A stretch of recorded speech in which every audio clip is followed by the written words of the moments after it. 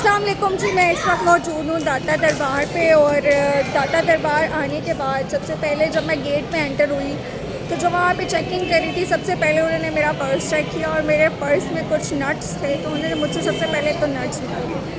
میں نے کہا okay fine, it's very common, کوئی چیز کسی کو چاہ رہا ہوتا ہے اس کا دل تو لے لیتا ہے.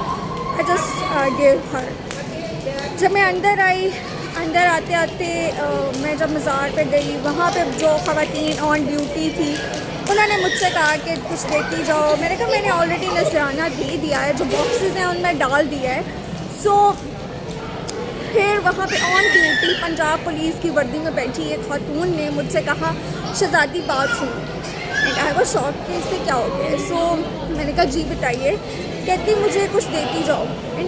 This was literally a very shocking thing for me کہ آن ڈیوٹی ہو کے اور آپ مجھ سے مانگ رہی ہیں اور وہ بھی صدقہ خیرات. Like this is very unfortunate. اور پھر میں نے کہا کہ میں آلریڈی ڈال چکی ہوں وہاں پہ.